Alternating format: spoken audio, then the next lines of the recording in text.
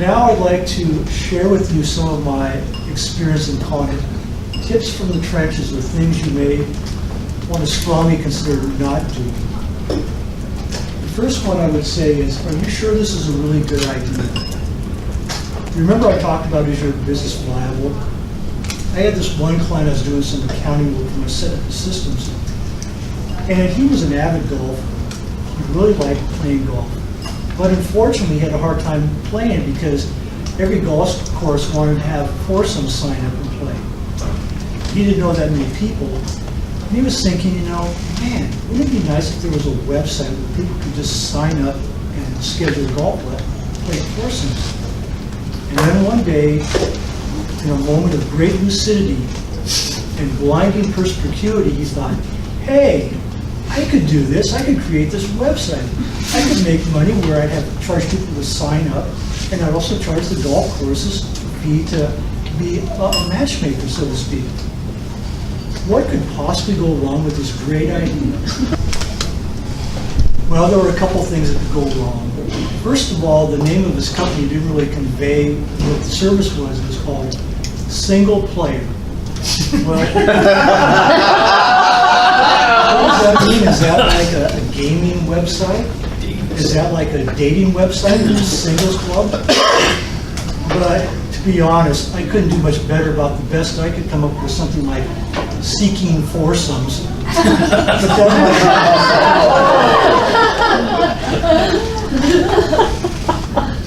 the next problem was that this was about 12 years ago, and it was in the infancy of e-commerce. And so he had to go out and hire somebody to build the website for him. And of course, it never worked. It kept crashing. And he said to me, he said, you know, I should have listened to you. You had some reservations about this. But I was kind of namby-pamby about my reservations, like, do you really think this is a good idea? Have you really looked at this carefully? You know, I didn't want to be stomping on the guy's dream, but in retrospect, what I should have said was something like, are you crazy? I can think of a couple things that are wrong. One, you're assuming that people want to sign up with complete strangers to play golf. Secondly, you have to find somebody to build this website for you. Third, is there even a market for this service? I mean, can you make a living off of it? So it was one of these things where he had created a product or a solution in search of a market, and unfortunately it didn't go very well. The next thing you want to do is you may want to pay attention to your employees, especially if they're exhibiting strange behavior. I had this one couple, let's call them Harry and Sally. One day I get a phone call from Sally saying that her boss, Harry, wanted me to come down and train her on QuickBooks so that she could do the bookkeeping for the firm. And the way she was talking, I thought they were married. And so when I went down there, I found out I was sort of right. It turns out they had been married, but they were divorced, which I thought was kind of interesting that she was doing bookkeeping for him. But what was really kind of interesting was that they were still living together. Well, about 4 months after I trained Sally, I get this phone call from Harry saying, you gotta come down, I gotta talk to you. So I get down there, and he says, I had to fire Sally. She was stealing money out of the business checking account.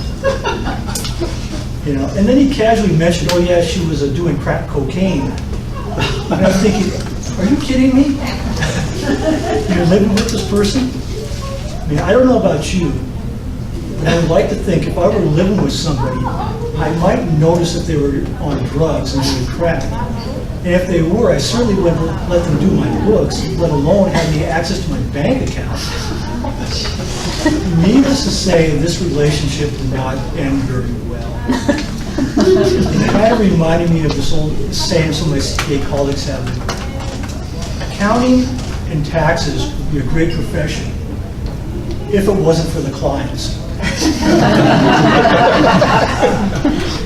And finally, I talked about having a USP. You want to how are you going to stand out? You want to be imaginative. You want to have something, a compelling idea to sell your product. I mean, after all, no one wants to be perceived as some boring, run-of-the-mill schmuck, or schmuckette for that matter.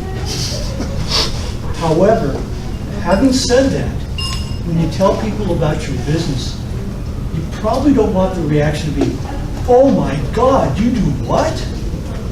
Or perhaps even worse, you don't want people wondering if you might be using your business as an outlet for some sort of personal fetish. For example, I had this one client, and I was going to set him up on QuickBooks, and he was going to sell this product over the internet.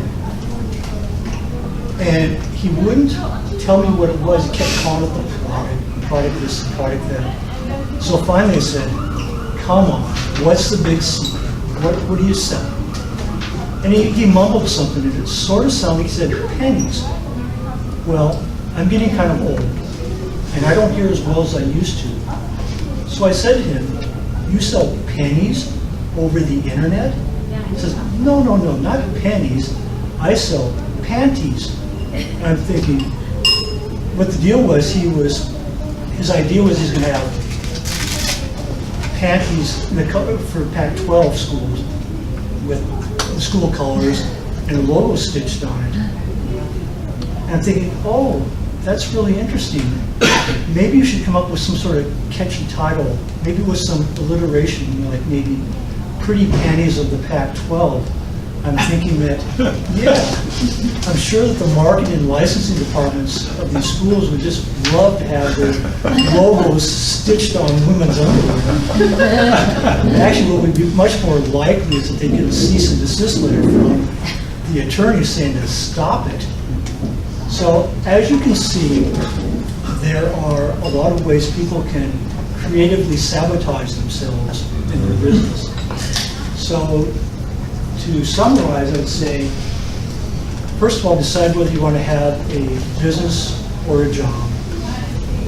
Make sure that your business is viable, at least it has a fighting chance. What's your unique selling proposition? How are you going to stand out from the crowd? Develop a niche so you can market, so you can increase your chances and increase the demand, be able to increase your asking price. Market to your ideal client. Remember, sales is not a four-letter word. Nothing ever happens unless someone makes a sale. Become proficient in internet software, because that's where the future's going. And finally, learn how to use your accountant's information to manage your business. Sometimes, if you look before you leap, you decide it's better not to leap.